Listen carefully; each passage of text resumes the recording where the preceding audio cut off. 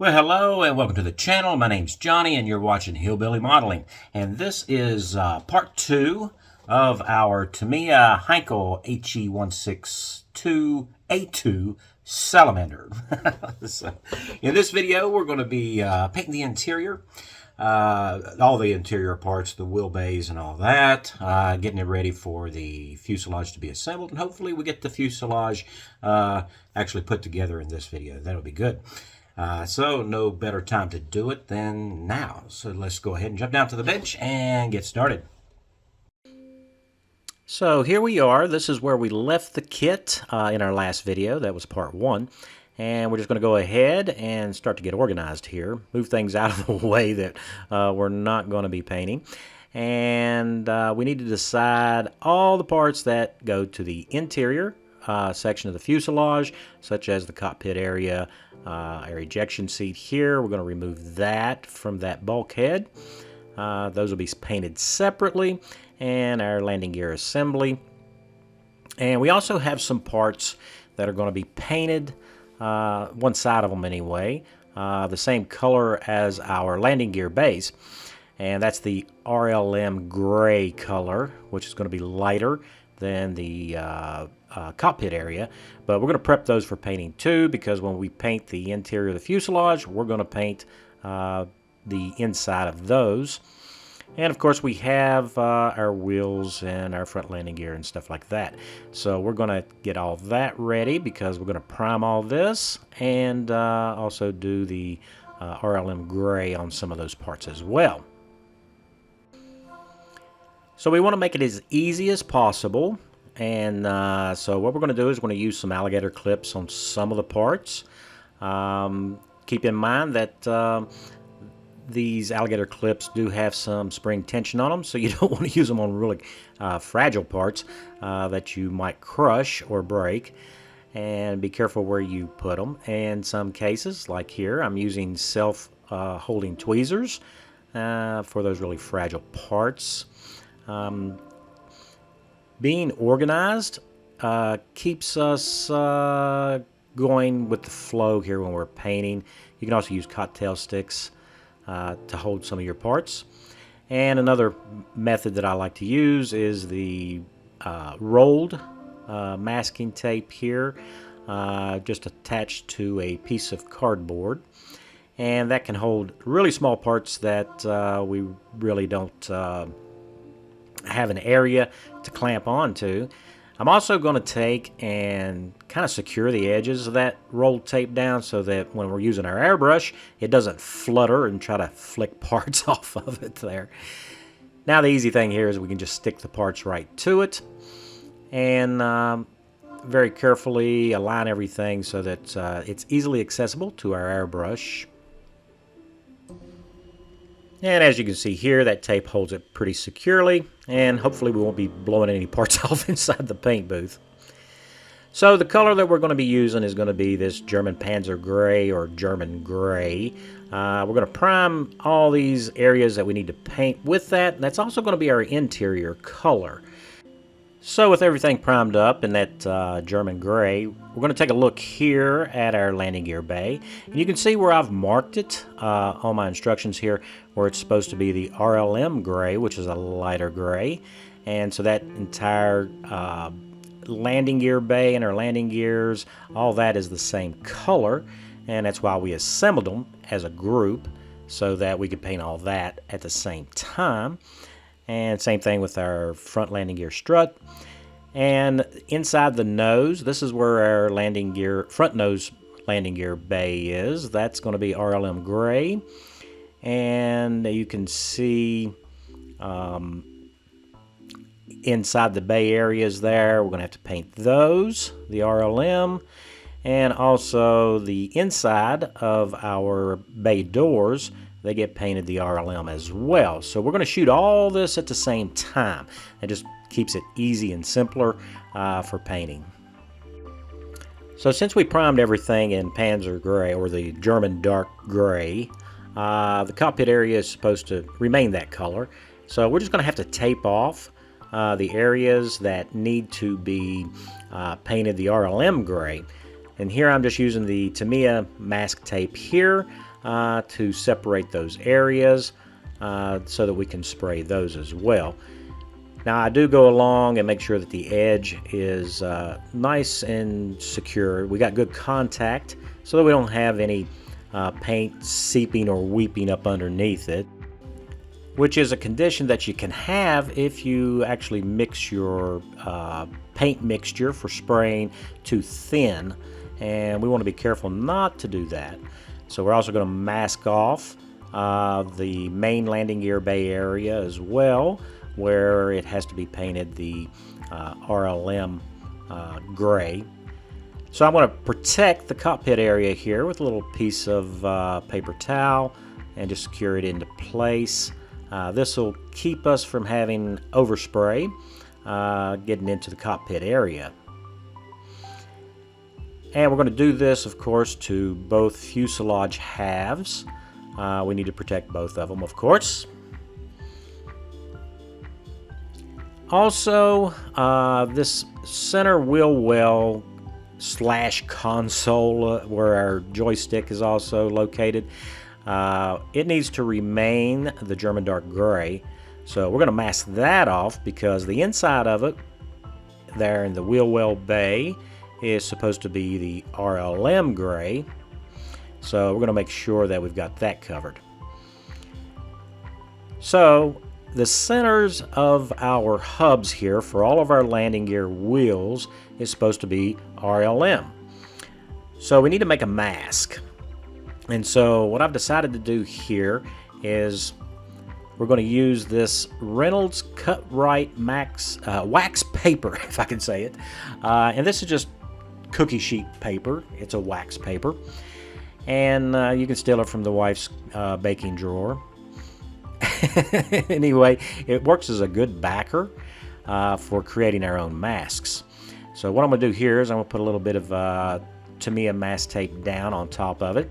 And then we'll just cut out that little piece that we need right there. Make it easier to work with. So what we're going to be using here for our front landing gear wheel is this is a hole punch for leather. Of course, you could use it for other things, which is what we're going to do here. And we have multiple different sizes, so we just need to size up which one of those dies on these punch pliers are going to be the right size for the hub of our landing gear. And I'm going to use this card here. This is just regular card stock index card, and we're going to use that as a backer. And then we'll just simply punch out the little circle there that we need. And that cardstock keeps everything nice and firm for us, and also gives us something to punch into, and it allows it to punch out those holes rather nicely. Now with that done, all we got to do is separate the two masks that we just created, one for each side of the wheel that we're going to mask. And as you can see here, this is where that wax paper comes in very handy, because it allows us to peel the mask tape right off of it, and we have a nice little mask. So now all we got to do is take and place that onto the actual wheel, and that will cover most of the area that we need to paint. And that way the tire is left in the Panzer gray color. And we'll just go ahead and mask the other side. Now once we get the other side masked, we can use those extra edges around that masking tape after we've bent them down around the wheel, which is going to protect it from overspray. And we can actually use those surfaces there, whoops, dropped it, to actually use maybe an alligator clip there, and we can paint both sides at the same time. And I'll just put an alligator clip on one of those corners there of the mask tape to hold the part for us while we paint it. So we also have to make masks here for the main landing gear wheels. So what I've chosen is to do the exact same thing, except we're using painter's mask tape in this case because I need a larger piece of tape than what I have in the Tamiya type. And it's the same method. We're going to separate the paper there from the main sheet. Now this is a hole cutting die that you use for making gaskets in one of my former occupations as a mechanic. And I'm also going to use a little hammer. So I'll move this over to my vise so it has a flat metal area for me to tap that out. And it's the same method. Now once we get those punched out, and don't forget to use the backer card, the cardstock, to support the piece while you punch it. And then we can just simply peel and mask. Just that easy. And those will be ready to paint.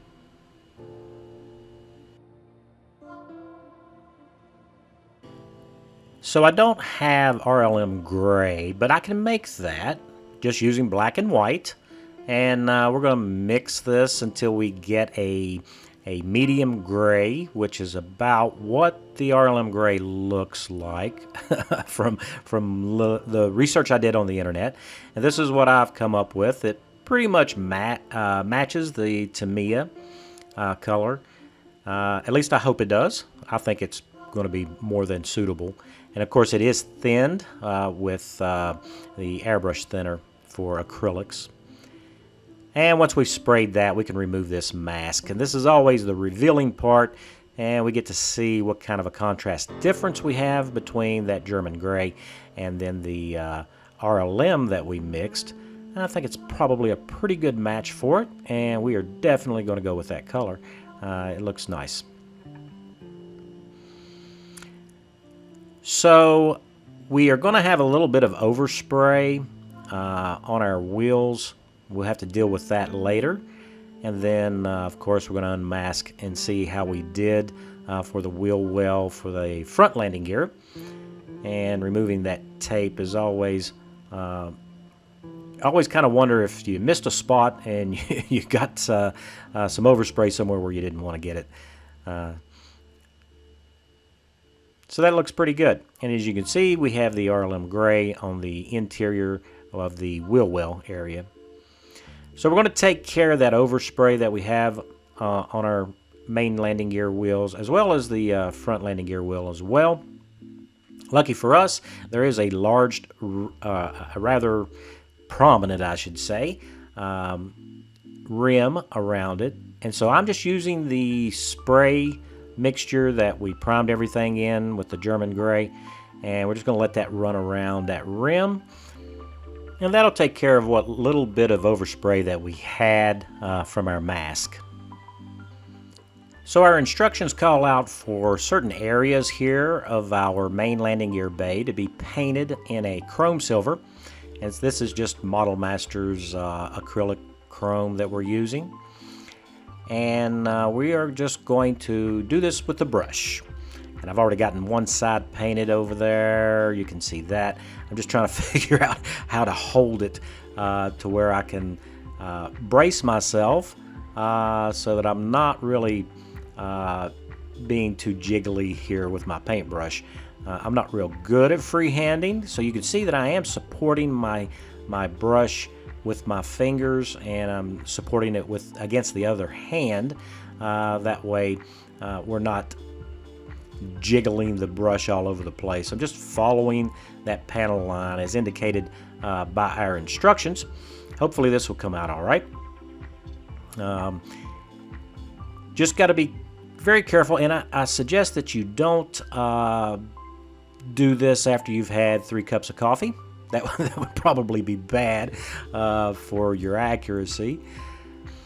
And there's also a tank on the large forward bulkhead, which you can barely see in this picture, but it's also painted in the chrome as well, and so I've already done that. It would have been hard for you to see me doing that because of it being such a tight spot. And we're also going to paint the struts there on the this is the area where they retract and act as a shock absorber for landing, and so we're going to paint that in the chrome as well. Now inside the cockpit, there is a rod, and I'm not sure if this is the canopy release and crank, which I believe it is, but that rod is also painted the chrome, so we're going to go ahead and take care of that. Now we have a couple of things that are supposed to be painted XF7, but I'm just going to use this Anita's acrylic hobby paint. This is just a water-based acrylic craft paint, which I really like using these craft paints. We're going to paint this small detail here, and I'm not sure if that is supposed to be a priming handle or if it's the fire extinguisher. It could be either, but I really don't think we're going to see too much of it. But it's supposed to be painted red anyway, so we're going to paint that red. And also we've got a knob here, whether it's probably throttle, I would say, since we're painting it red. And we are going to use this craft paint. Now this is metallic black to paint up our guns, which is basically underneath the pilot. And the instructions call out for gunmetal, but I think this metallic black is going to look really good to do that. So we're going to paint both of our guns. We have two 20mm autocannons, one in each side of the fuselage. So we'll paint both those with this metallic black.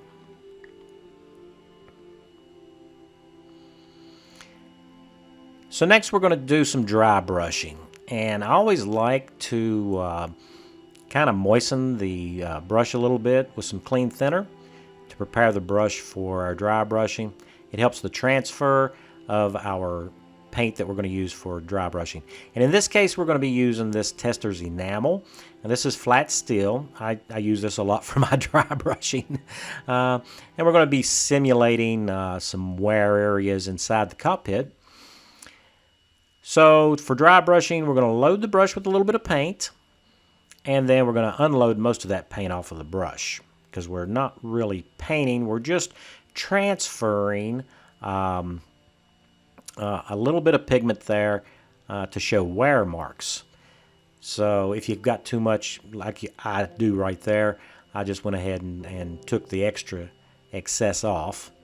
So I've left the seat onto that bulkhead because the very tips of the top of the rails there, I want to transfer a little bit of that flat steel onto it.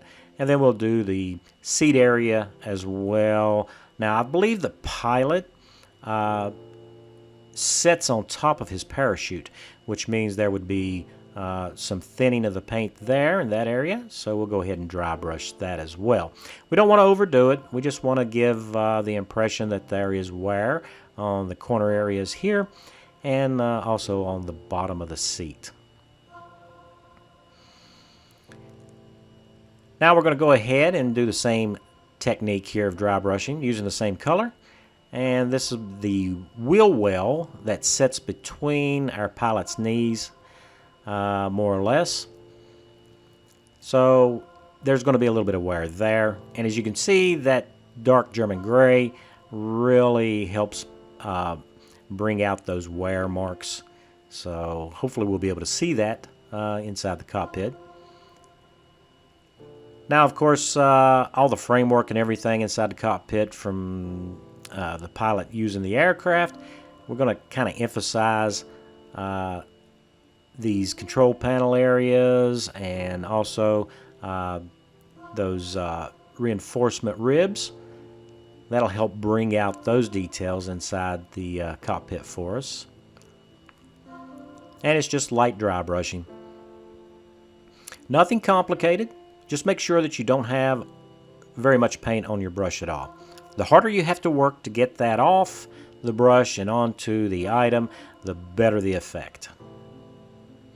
As you can see there, we've emphasized the corners and edges pretty good. It looks nice.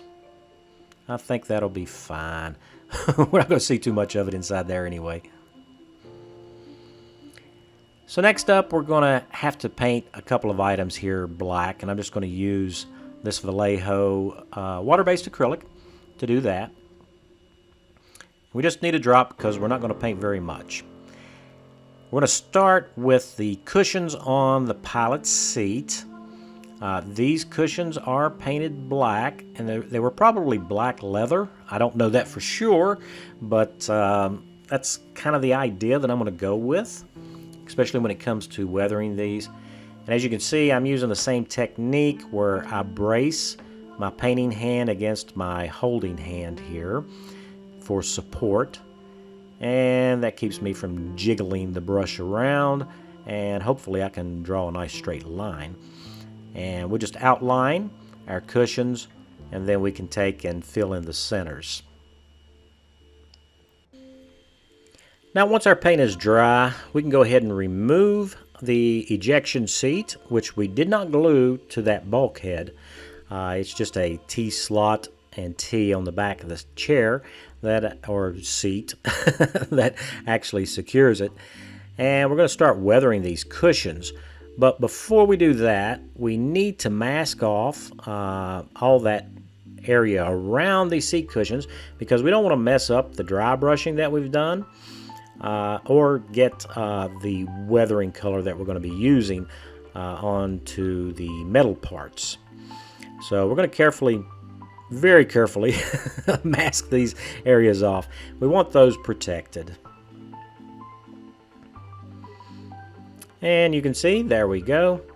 So we're ready to do some dry brushing. And we're just going to be using this Testors Enamel Flat Brown to do that. So that's just a medium brown color. And it's the same technique that we did with our flat steel. Except this time we're just using it to emphasize the corner edges here and the top of the head support cushion there, our headrest. And then once we get everything the way we like it, we can go ahead and remove our mask tape and take a look and see what we got. So it's a nice little contrast we got going on there. I think it's going to look pretty good for what little bit we'll be able to see. So next we're going to be using these decals. So we have seatbelt decals and a couple of little emblems or data plates that we need to do. And there's also a red light that goes into our wheel well. So we need to separate the decals that we're going to be using. And for our tools, we've got water, a toothpick, and a cotton bud, as well as some self-clamping tweezers, very handy. And we have our regular pair of tweezers as well. And we're also going to be using micro set and micro saw for decals. And that's going to be important, especially for our instrument cluster. And we have a couple of brushes for applying them. Don't use the same brush for both solutions. You want to use a different brush for each solution. We have a piece of paper towel to dry off excess water, and then also a cup to put some of these decals in, because these decals are rather small and you don't want to accidentally sneeze or something and lose these little bitty decals that we've got. So we're just going to go ahead and cut all of our decals out, and we're going to use that cup to secure them for us.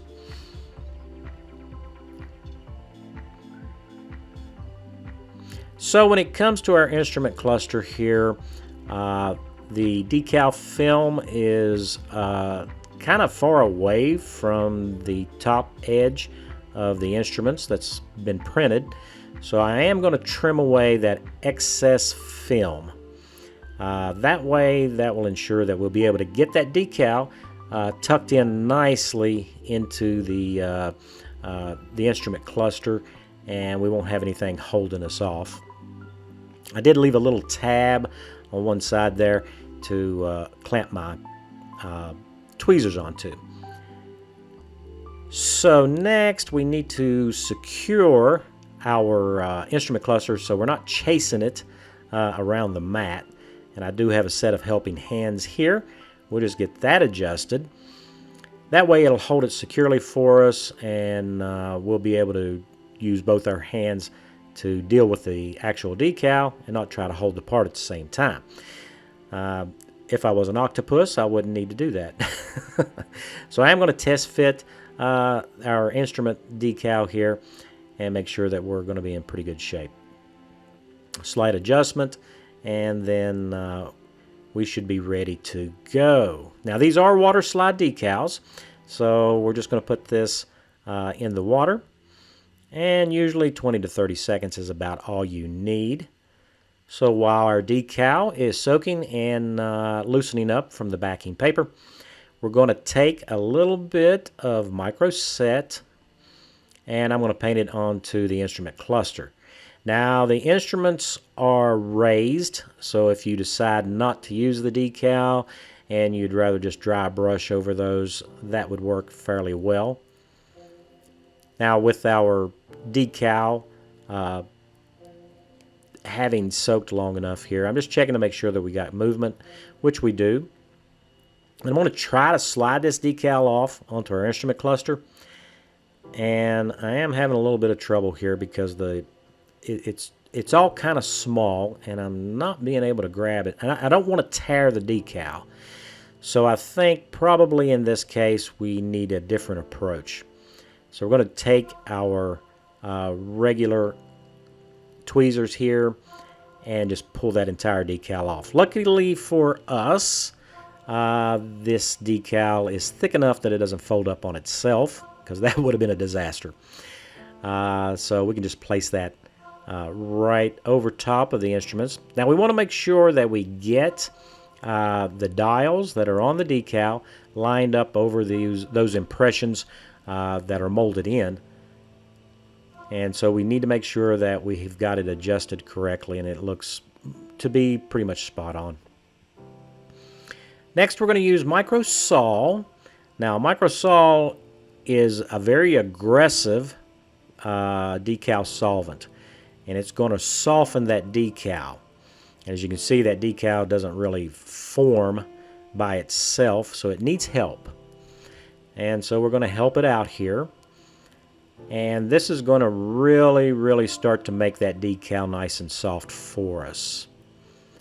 And once we get that on, we're going to let it work for a little bit, just a few seconds. And I want to move my solvent out of the way so I don't knock that off. That could be a disaster. And we can go ahead and use a cotton bud and kind of press it down a little bit.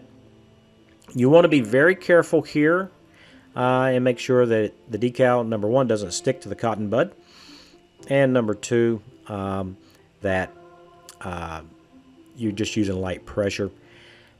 We're going to do the same thing with our seat belts, which we've went ahead and applied here to the seat, because it is a decal and there is carrier film between those straps. So I actually need that to sink down against that seat. I know it doesn't look extremely realistic, but that's what we need to do with this decal. And then there's that red decal inside the wheel well, and you can see there we have our decals on our seat as well.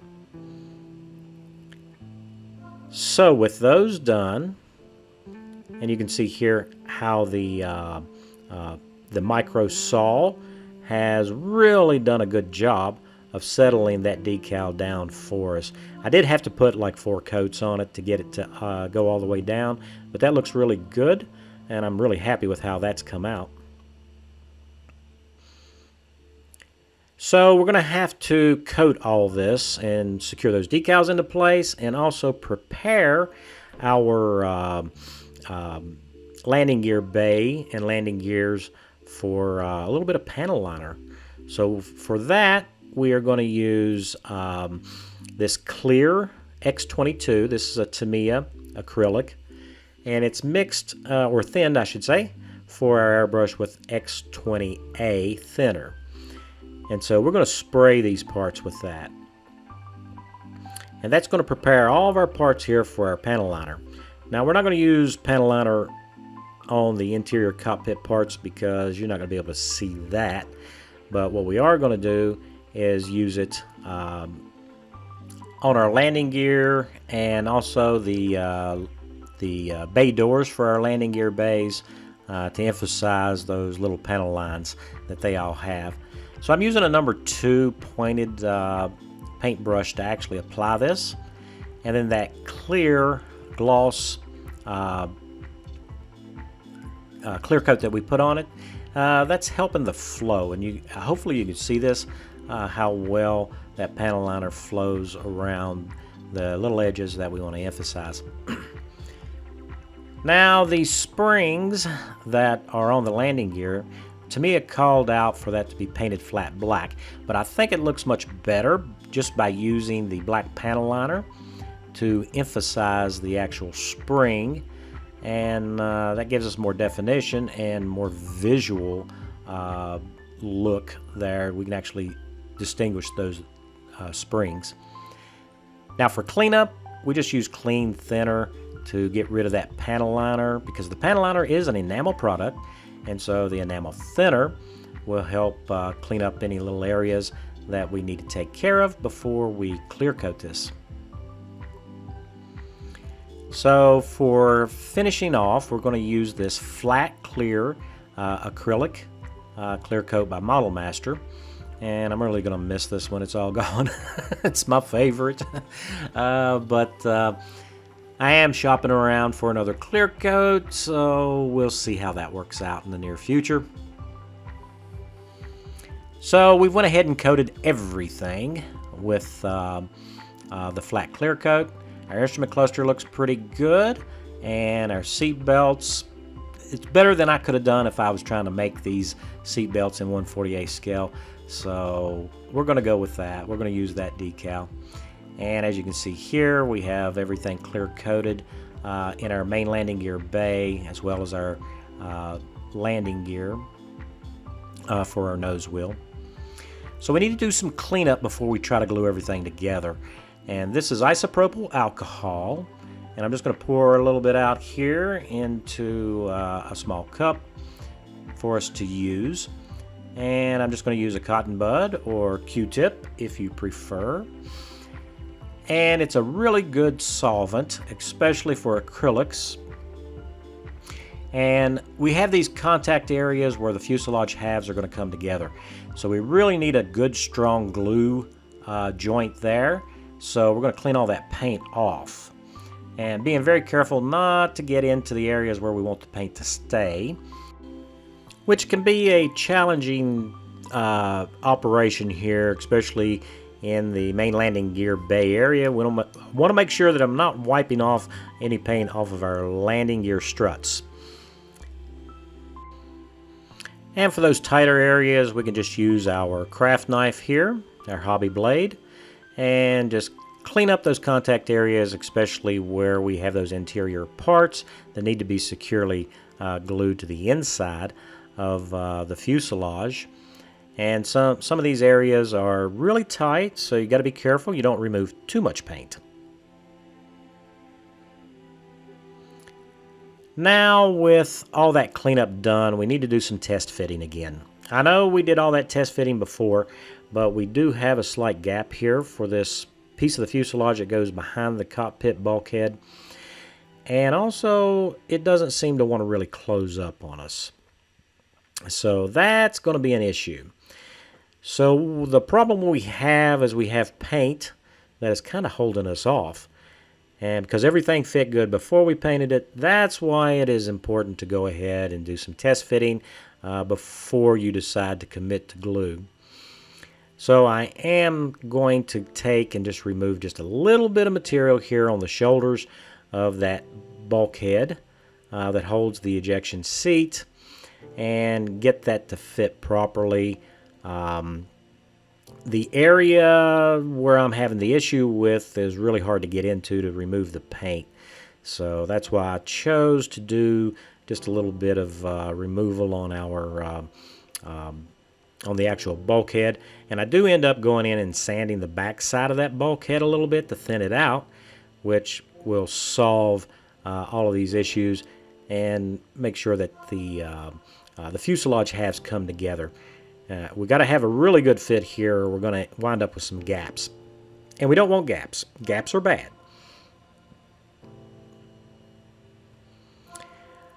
So now we're going to turn our attention to this little clear part that we have for the wheel well cover.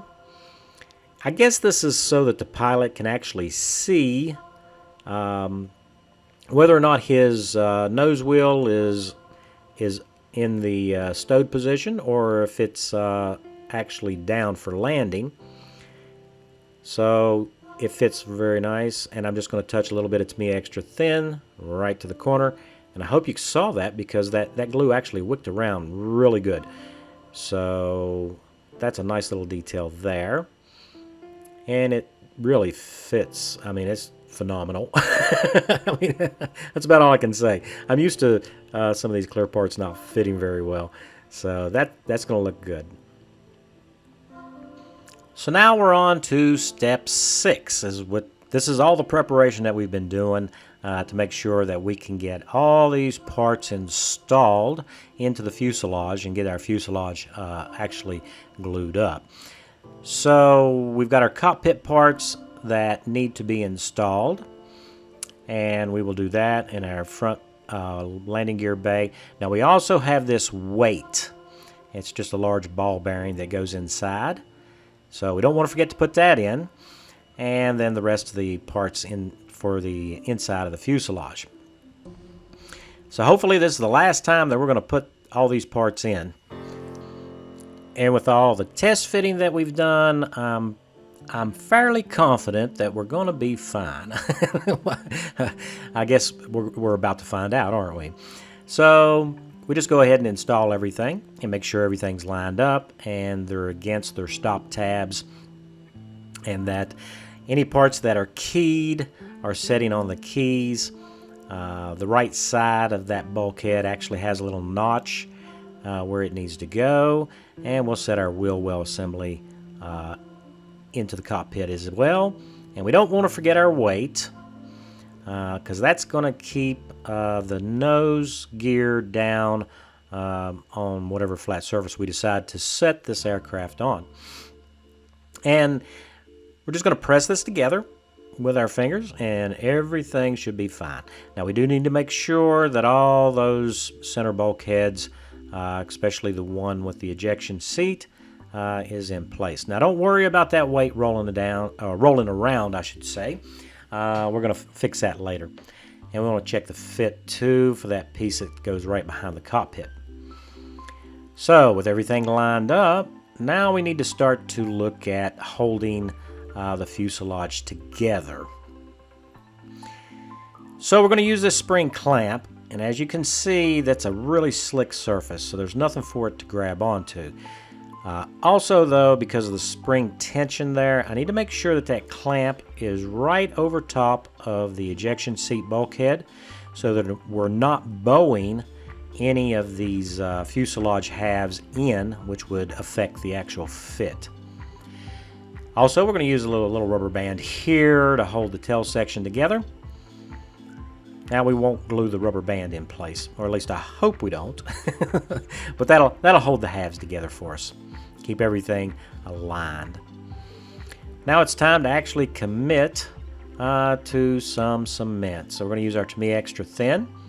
We're going to start at the top of the fuselage there, and we're also going to flow it down along the side of that ejection seat bulkhead so that we have plenty of glue contact in there.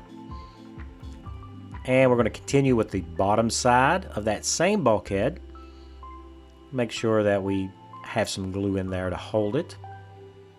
Don't need that slipping around on us. And then we'll just start gluing the fuselage together as well.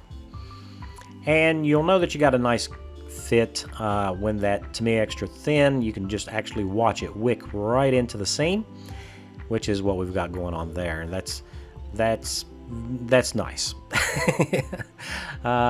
Also, I'm going to put a clamp here right over that rear bulkhead of the main landing gear bay. We don't want to be pinching anywhere on the fuselage that will cause that fuselage to bow. And then we can just keep gluing up. Now we're just doing it section at a time, and we're going to do the same method here with that rear bulkhead that we did with the front bulkhead with the ejection seat. Just get the glue to wick in there as well. And with a little bit of time that will set up for us, and we can just go ahead now and install this little panel that has a long pin on it. As you can see, that weight kind of rolls around inside there, and that long pin is going to keep it into place for us.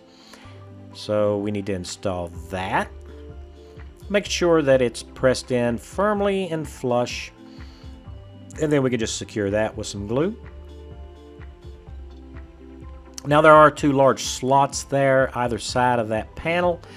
I believe those to be the spent casing ejection ports for our 20mm autocannons. So that's, yeah, those right there. That's what I believe those to be. So I'm already thinking ahead for some weathering. So I need to make sure that the wheel well for our front landing gear is completely seated before I commit that to cement. And once I'm happy with it, we're going to go ahead and glue that into place. So making sure that it's fully seated is important because we don't want it to be offset to the left or right, because that will affect the alignment of our front landing gear. So once I get the glue on there, I'm going to take and press down on it again just to make sure that we've got complete contact there. Always be sure. And well, as sure as you can get. Now we can go ahead and glue up the nose section. And as you can see, we're going around the fuselage here and doing it all in segments. Now we can take care of this fuselage section right behind the cockpit, and we'll just glue that into place. And hopefully there aren't any fit issues by now, because if there are, we're in trouble. So in our previous video, we went ahead and glued up our wings and also our tail section. So with our fuselage already glued up, we can go ahead and attach these, and we'll start to actually look like an airplane. So we do have that center T-piece that we put in when we put our fuselage together that is keyed for our wings, and these wings fit very nice. On a lot of kits you have issues, you know, with the wing roots where they go into the fuselage, but on this one it's such a nice fit, we don't have much to worry about there. So after making sure that the wings are pressed in fully, we can go ahead and commit to a little bit of glue. And this Tamiya extra thin will wick right down into those seams. So since we have so much support from that cross piece in the fuselage, we don't have to use too much glue. So I always want to make sure that everything looks right before the glue sets up, and that our wings are fairly square to the fuselage. And now we can put a little bit of glue on and attach our tail section as well. So going with our horizontal stabilizer, attaching it to the fuselage and making sure that it's fully seated. We can go ahead and check that alignment. We don't want that kind of offset. We want it to appear just as we see it there, with the right angle and not too much on either side. Well, it looks pretty much aligned, so we're in good shape there. And now we'll commit to a little bit of extra glue on the bottom side just to make sure that that doesn't go anywhere. Now's a good time, I guess, to make sure that that front landing gear strut is center like it's supposed to be. And that actually looks pretty good. So, we've done a fantastic job. So here we go. You can see that these seat belts, they look pretty good. Of course, you can always improve on those with some aftermarket stuff. They look a lot better than what I could have done in 1/48 scale by trying to make those from scratch. So we're going to go ahead and use those. And you can see that red decal up inside the front wheel well. I guess that's so that the pilot in low-vis conditions can actually see whether or not his gear is in the up position or the landing position. And also we have all of our detail there in our main landing gear bay. That's going to look pretty good, I think. I think we've struck a really good color choice. You guys can let me know in the comments what you think about my color choice, even though it's not true RLM gray, but it looks good. And I am really happy with how that instrument cluster has turned out. That decal looks really nice. And so here we are. This is what we've managed to accomplish so far in this video. All right, so, you know, this kit is really a good example of how you can have a really good fitting kit and then have issues, you know, with the thickness of paint. And a lot of us don't even think about that on a lot of the kits that we do. But in this particular case, it's such a good fitting kit that we had issues here in the cockpit area getting the fuselage to actually close up. So even though we did all of our test fitting when we were in the assembly phase of those sub-assemblies, once we got them painted and went to put that fuselage together, we kind of had those little issues. And it's always good to go back and recheck because paint does have thickness and it can throw those parts, their alignments off. So, like I always say, test fit, test fit, test fit. You can't go wrong there. So, also the test fitting gives us an idea of what our actual assembly sequence needs to be to make it easier on us when we get ready to commit to the glue. So, all right, so that's going to wrap up part 2, and I hope the video wasn't too long. And special thanks to all my subscribers. It's because of you guys that I keep making these little videos. I hope you enjoyed this one and you got something out of it. If you're new to the channel and you're not a subscriber, I hope maybe today I earned a subscription. And if you would like to, I'd love to hear from you guys. So leave me a comment in the comments section. I read every single one, and I truly appreciate it. So with that, guys, you guys stay safe, and I will see you in the next one.